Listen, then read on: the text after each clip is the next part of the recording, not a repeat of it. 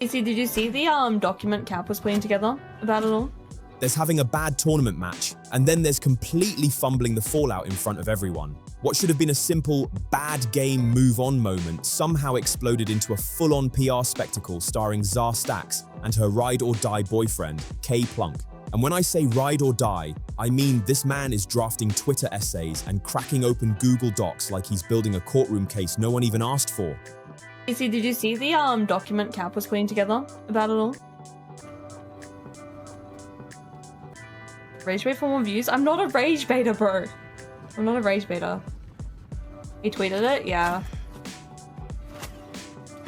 Yeah, he's being very, like, straightforward about everything and putting all the evidence in there, too.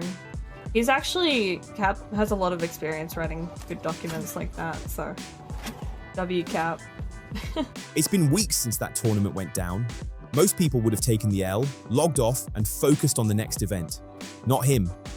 He keeps popping back up, dragging the same argument out of the grave and trying to remix the storyline. Now, according to Plunk, Kingsman has been weaponizing his audience and pushing racist and sexist hate towards smaller creators. That's the new headline he's running with. But here's the issue. That version doesn't really match how this whole thing kicked off. Quick recap. Zazzastacks was on Kingsman's squad during a Marvel Rivals tournament with real prize money on the table. High stakes, real pressure. She locked in Widowmaker, was sitting at 0 to 5 on 200 ping, and still refused to switch characters. And that's where the tension really started. Kingsman treated it like what it actually was. A competitive event, not some laid-back content collab. There was real money on the line, real stakes, real pressure. So when he asked her to swap characters, that was it. That was the so-called crime. One simple request to adjust strategy. But instead of switching things up in-game, the tension shot up fast. Voices got sharper, vibes turned icy, and somehow Kingsman ended up stamped as toxic just for wanting to win a tournament with actual cash attached to it. Bro, yes, Zaza is 0-5, but we won the point, bro. Why? Because they were hard. Like, 4 people are dying here. That means 4 of their util, 4 of their resources are all spent. Then it escalated even more. He got kicked from the event. Not for throwing the match, not for trolling, but for allegedly being mean. At the same time, K Plunk was clipping moments during the match and sending them straight to tournament organizers. That's not a rumor. He was actively documenting what Kingsman said and stacking clips like receipts, building a case to get him removed. And here's where it gets messy. There were talks about subbing Plunk in after Kingsman got booted. That doesn't exactly scream neutral. It's hard to look unbiased when there's even a small chance you benefit from the fallout. Once the backlash started rolling in and people began digging deeper, Plunk dropped a huge Google Doc packed with transcripts and carefully selected quotes. The document was presented like it was hard proof that Kingsman was some horrible, toxic presence in the lobby. But if you actually sit down and read it closely, it doesn't feel like a clean, objective breakdown. It feels curated. Certain clips were pulled out and spotlighted. Tone was described instead of clearly demonstrated. Context didn't fully disappear, but it was shaped in a way that leaned the story in one direction. Then Zar tried to step back from it. She said she had no involvement in creating the document, but on her own stream, she openly praised Plunk for being super talented at putting those types of documents together. That's where people started raising eyebrows. You can't hype up the execution like it's impressive work and at the same time act like you had zero connection to how it came together.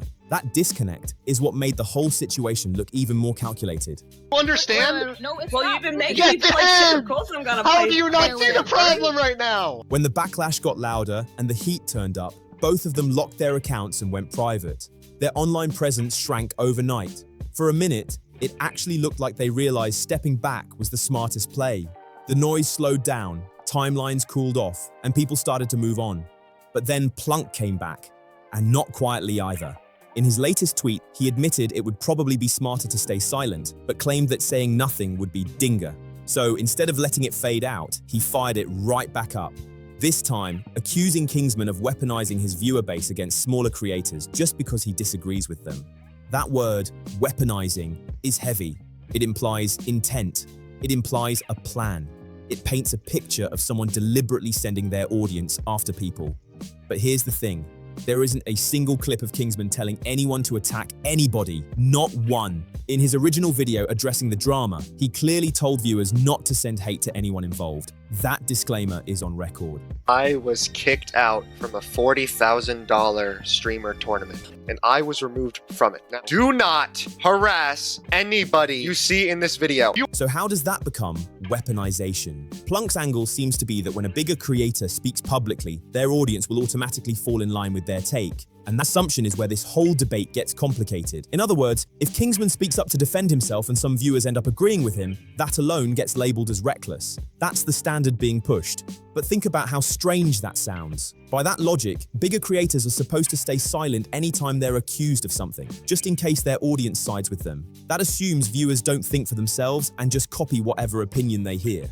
That's a wild assumption. That's not how accountability works. If someone drops a public document about you and describes you as toxic, you have every right to respond. You're allowed to explain your side. You're allowed to clarify what happened. You're allowed to defend your name without it automatically being framed as sending people to attack someone. There's a clear line between responding to claims and directing harassment, and those two things are not the same. Intent matters. Evidence matters. And up to this point, there's no proof of Kingsman telling anyone to go send hate. Not a single direct call to action has been shown.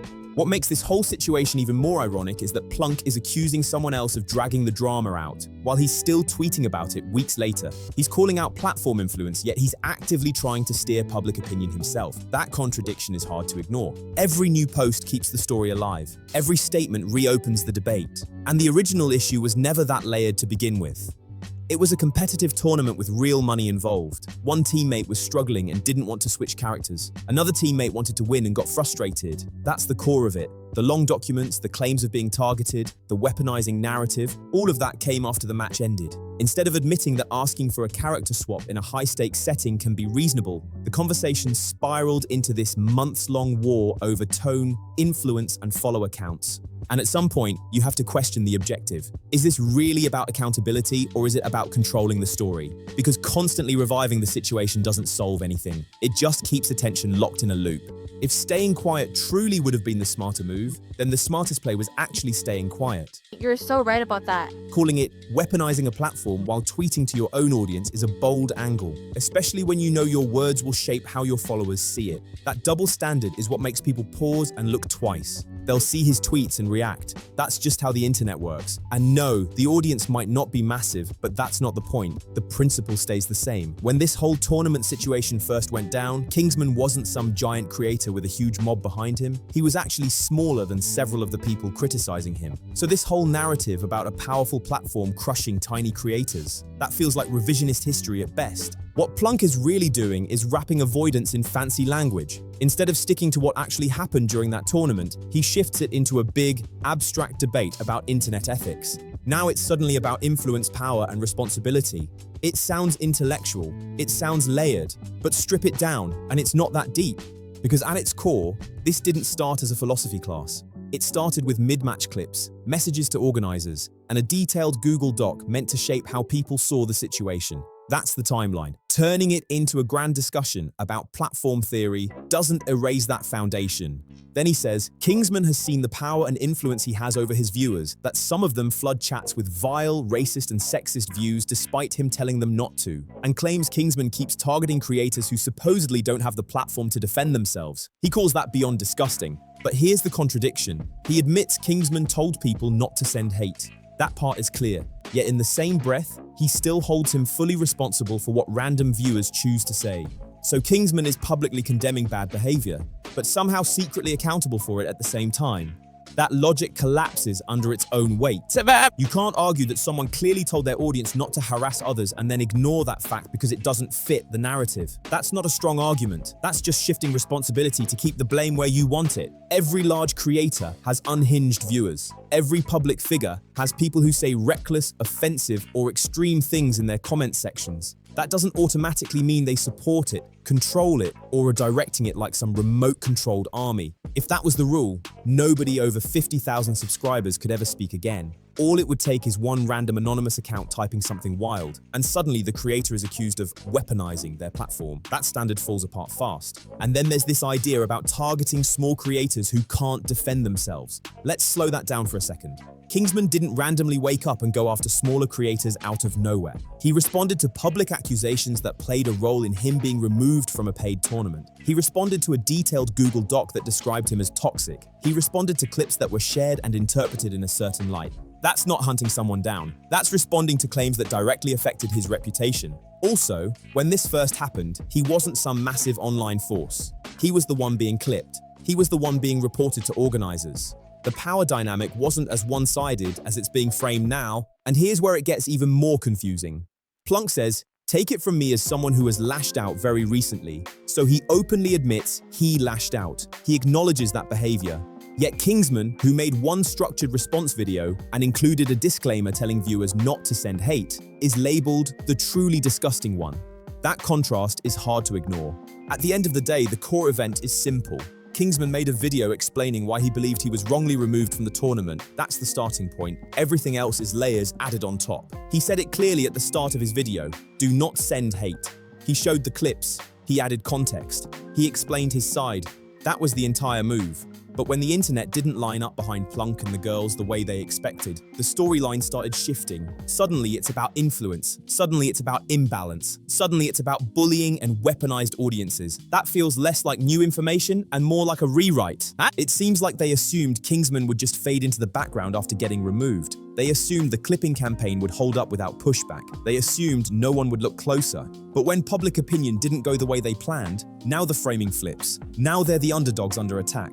That pivot didn't go unnoticed. If you scroll through the replies to Plunk's statement, a lot of people are calling it out. They're saying, defending yourself isn't harassment. Responding to public accusations isn't targeting. And you can't claim platform abuse while actively tweeting your own version of events to your audience at the same time. That contradiction stands out. One reply put it bluntly. If Kingsman had kept it private, would anyone have responded? He already tried addressing things directly, and it didn't resolve anything. So he went public. The internet reacted on its own. Random comments under a tweet aren't centrally controlled by some hidden switch. You can't acknowledge that someone told their audience not to send hate and still insist they orchestrated it behind the scenes. That argument doesn't hold up. And now, there's another angle in this situation that's getting harder to ignore. Now look at Plunk's recent Twitter activity. Just scroll for a minute and the pattern jumps out. Drama threads, publicly defending women in totally unrelated situations, jumping into trending discourse, calling out random people, commenting on breakups, weighing in on voice actor controversies. It feels non-stop, like it's a full-time shift clocked in every day. And let's be clear, defending someone when it's justified isn't the problem. That's not what this is about. The issue is how constant it feels. Every controversy somehow gets a heroic intervention tweet. It doesn't come off spontaneous. It reads like positioning, especially after the heat from the tournament fallout. It starts to look like image management, like a pivot toward the moral defender brand, instead of the guy who clipped a teammate mid-match and helped assemble a document that led to his removal. Again, supporting women isn't wrong. That's not the angle here. The real question is consistency. When every single tweet carries that moral high ground energy, people start wondering if it's strategy instead of sincerity. Branding yourself as the righteous protector doesn't automatically erase how the tournament situation was handled. And that's what makes this whole saga ironic. The original conflict wasn't that complex. A competitive disagreement. Emotions ran high. Words were exchanged. Clips were shared. A player got removed. That should have been the end of it. Instead, it turned into document battles, public statements, and now claims of platform abuse. Yet the core argument still struggles to stand when the simple fact remains: someone is allowed to publicly defend themselves. And when someone clearly tells their audience not to harass anyone, you can't then turn around and say they're responsible for every random bad actor online. That's not how responsibility works. At some point, you have to accept that public reactions aren't always manufactured. Sometimes people just watch what happened, think it through, and form their own opinions. And if those opinions don't go your way, that doesn't automatically mean someone weaponized their audience. It could simply mean the internet disagreed with you. That's a tough pill, but it's real. Now he's teasing a remastered Google Doc because apparently the first one didn't land the way he hoped. So here comes version 2. Technically, it's the same document, just cleaned up, new sections added, a few extra paragraphs sprinkled in. Same core argument, just polished like Damage Control 2.0. I'm not rehashing the entire thing again. We already saw how round 1 played out. Let's zero in on the new additions, especially in the aftermath section. He starts by saying he does not support Lucy or Cece's behavior after the tournament drama. He even admits some of the things Lucy said were messed up and that he doesn't want to be linked to that energy. For context, Lucy compared Kingsman to Israel and called his viewers PDF files. That's extreme behavior, no question. Creating distance from that makes sense. But pay attention to the shift happening here. This isn't just distancing, it's selective separation at a very strategic moment. And that timing raises questions. So now, after weeks of back and forth, after multiple tweets, after going private, after revising documents again and again, we finally get what sounds like a real apology. It took 6 tweets, several Google Docs, and a full narrative spiral just to land at, yeah, maybe I contributed. That's the core problem. This could have been wrapped up on day one with something simple. Emotions were high, things escalated. Sorry for my part. Done, finished. Instead, it turned into a full-blown PR saga. Locked accounts, victim framing, claims of platform abuse, claims of bullying, claims of organized harassment, streams focused on toxic chats, multiple document drops, and only after public opinion kept pushing back do we suddenly arrive at a direct apology. That doesn't feel proactive, it feels pressure-induced. But even after that, he pivots right back to criticizing Kingsman. Now the claim is that Kingsman has been encouraging bullying for 2 weeks by reposting AI content and joking about the situation. The argument is that even if he's not directly saying send hate, he's signaling to his audience that it's fine to meme and clown on it. And this is where the logic cracks again. There's a huge difference between memes and harassment. Reposting a TikTok, sharing an edit, laughing at a joke. That's not the same thing as telling people to invade someone's stream or spam their chat. Encouraging bullying would look direct and obvious, like saying, go to their stream and spam them, report them, or make their life miserable. That's what coordination looks like.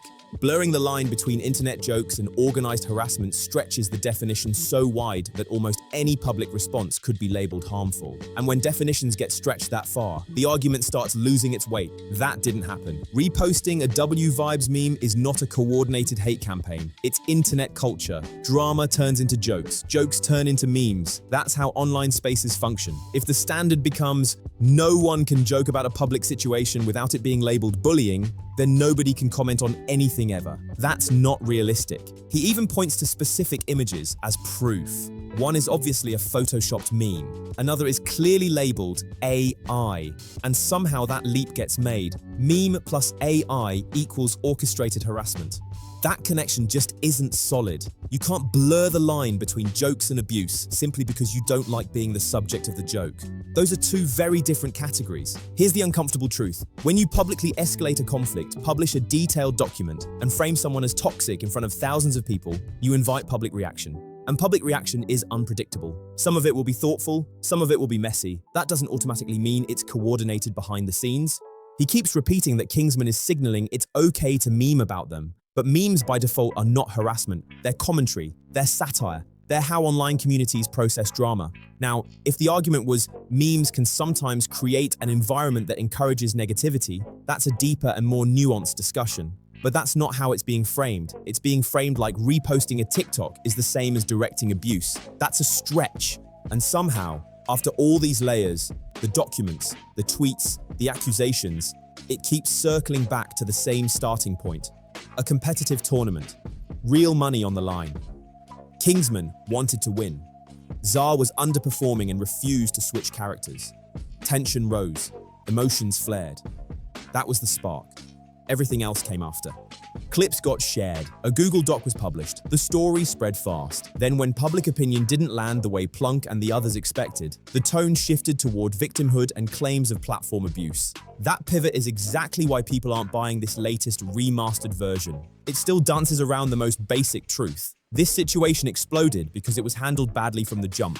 If there had been a clear apology right away, this probably never turns into weeks of online chaos. No AI debates, no long threads about influence and power, no claims about weaponized audiences. None of that snowballs if the first response is simple and direct. So the real question isn't complicated. Is Kingsman secretly coordinating hate through memes, or did a group of creators misread the room, overplay their strategy, and get surprised when the internet didn't react the way they thought it would? That's what this really comes down to.